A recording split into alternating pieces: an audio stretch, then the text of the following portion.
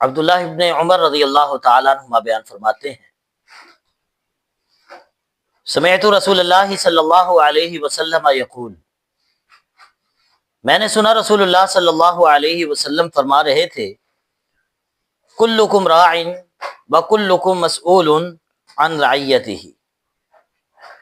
تم میں سے ہر شخص نگران ہے اور ہر شخص کے بارے میں اس کی رعایا کے بارے میں پوچھا جائے گا۔ پھر فرمایا الامام راع ومسئول عن رعیتہ، امام سے مراد بادشاہ یا پھر وہ انسان جسے اللہ رب العالمین نے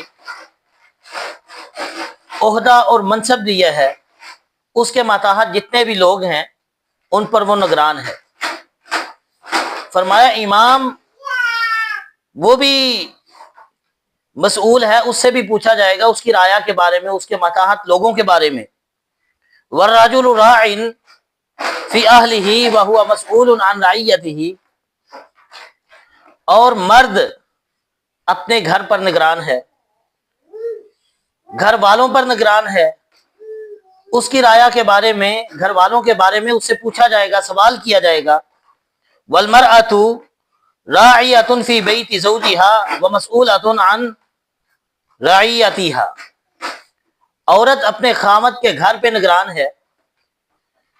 اس سے بھی اس کی رعایا کے بارے میں پوچھا جائے گا۔ پھر فرمایا والخادم راع فی مال سیدہ ومسئول عن رعیتہ، جو خادم ہے، وہ ملازم ہو، غلام ہو، جو خادم ہے، ملازم ہے، وہ بھی اپنے سردار، اپنے مالک کے مال پہ نگران ہے،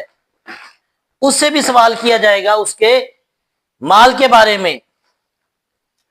اور پھر عبداللہ بن عمر رضی اللہ تعالیٰ عنہ نے فرمایا وَحَسِبْتُ أَنْ قَدْ قَالَ وَالرَّجُلُ رَاعٍ فِي مَالِ أَبِيهِ وَمَسْئُولَةٌ عَنْ رَعِيَّتِهِ، آدمی اپنے باپ کے مال پہ بھی نگران ہے، اس کے متعلق، اس کی رعایا کے متعلق بھی پوچھا جائے گا۔ پھر فرمایا کلکم راع وکلکم مسئول عن رعیتہ، تم میں سے ہر شخص نگران ہے اور اس سے اس کی رعایا کے متعلق پوچھا جائے گا۔ اس میں اللہ رب العالمین کا ڈر انسان کے دل میں پیدا کرنا، اس کی اہمیت واضح ہوتی ہے کہ انسان جو بھی کام کرے، اللہ رب العالمین عہدہ دے، منصب دے، اپنے گھر کے اندر، اپنے مال کے اندر اگر کسی کے ماتحت کام کر رہا ہے، اس کے ساتھ مخلص رہے اور اللہ رب العالمین سے ڈرے، اور یہ سوچے کہ کل مجھے اس کا جواب دینا پڑے گا، مجھے کھڑا کیا جائے گا، مجھ سے سوال کیا جائے گا، مجھ سے پوچھا جائے گا۔